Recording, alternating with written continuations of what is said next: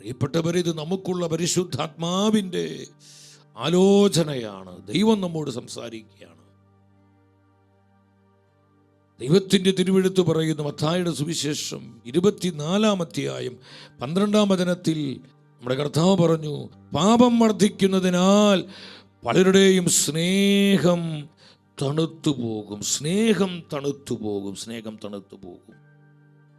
എത്ര ശക്തമാണ് കർത്താവിൻ്റെ വചനം!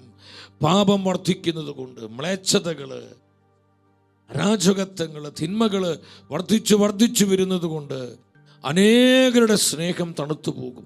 ഇന്ന് കുടുംബങ്ങൾ നശിക്കുന്നതിൻ്റെ അടിസ്ഥാന കാരണം സ്നേഹം തണുത്തു പോകുന്നു. ഭാര്യ-ഭർത്തൃ ബന്ധത്തിൽ ആ സ്നേഹത്തിൻ്റെ ചൂട് നഷ്ടപ്പെടുന്നു.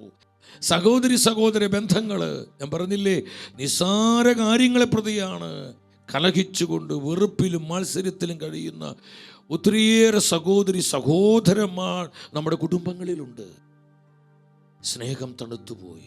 ആ സ്നേഹത്തിൻ്റെ ഊഷ്മളത നഷ്ടപ്പെട്ടു. ആ പ്യുവർ ലവ്, നിഷ്കളങ്ക സ്നേഹം, സത്യസന്ധമായ സ്നേഹം, അത് പരിശുദ്ധാത്മാവിൽ നിന്ന് വരുന്നതാണ്. ആ സ്നേഹത്തിൻ്റെ നിറവ് നമ്മുടെ കുടുംബങ്ങൾക്ക് നഷ്ടപ്പെട്ടതുകൊണ്ട് നമ്മുടെ സഹോദര ബന്ധങ്ങൾ, മാതാപിതാക്കളും മക്കളും തമ്മിലുള്ള ബന്ധങ്ങളെല്ലാം ഇന്ന് ശിഥിലീകരിക്കപ്പെടുന്നു. കമ്മ്യൂണിക്കേഷൻ ഇല്ല, പങ്കുവെക്കലില്ല, ഹൃദയം തുറന്നുള്ള സംസാരമില്ല, ആനന്ദത്തിൻ്റെ പൊട്ടിച്ചിരികളില്ല, ഒരു മൂകതയാണ്.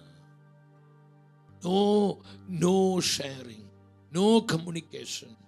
ഓരോരുത്തരും അവരവരുടെ വേൾഡിലാണ്. ഭാര്യ, ഭർത്താവ്, മക്കള്, സഹോദരൊക്കെ ഓരോരുത്തരും ഒറ്റത്തുരുത്തുകളായി പോകുന്നു. ഒരു കുടുംബത്തിന് കർത്താവ് വെച്ചിരിക്കുന്ന ഒരു റിതമുണ്ട്. ഓരോ കുടുംബത്തിനും കർത്താവ് വെച്ചിരിക്കുന്ന ഒരു പാറ്റേൺ ഉണ്ട്. ആ പാറ്റേണിൽ നിന്ന് നമ്മുടെ കുടുംബങ്ങളിൽ നിന്ന് ഒരുപാട് അകന്നു കഴിഞ്ഞു. സഹോദരങ്ങളെ, ഇതാണ് കുടുംബങ്ങൾ നശിക്കുന്നതിൻ്റെ അടിസ്ഥാന കാരണം.